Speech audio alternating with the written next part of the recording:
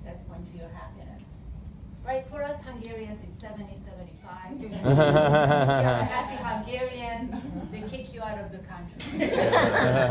About 10% is outside circumstances. Do you have the Gucci bag? Do you live in the mansion? Do you have the car you want? And 40% of it, intentional activity. 40% of it is actions, your thoughts. This is your power in this 40%. This is the 40% where you can actually change it. What's going on? What's in this 40%? What is the construct to this 40%? And he came up with his Permach model. As you see, this pie is not evenly cut. It's unique to the person as a fingerprint. This is your happiness fingerprint. Positive experiences to be able to be grateful for the past, be hopeful for the future, and cherish the moment in the present. Engagement, to be really immersed and connected to something you love to do and care for.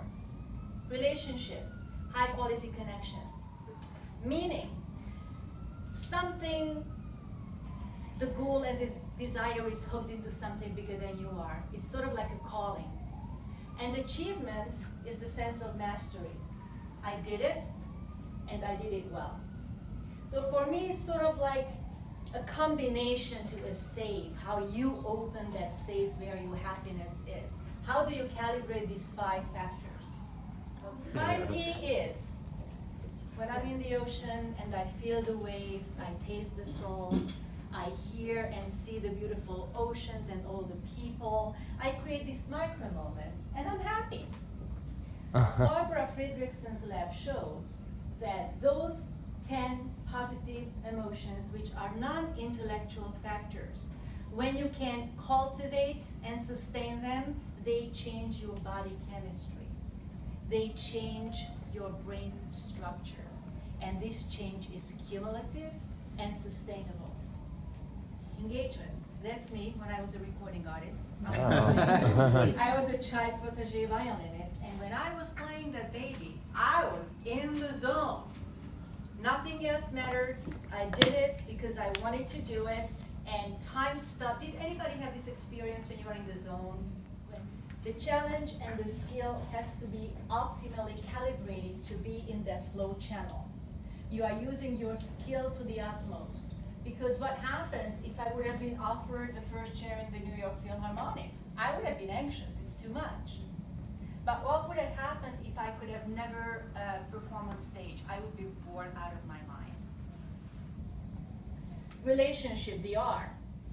The longest running study at Harvard, they ran this study for 75 years. The only thing that matters according to data, what kind of relationships do you have in your life?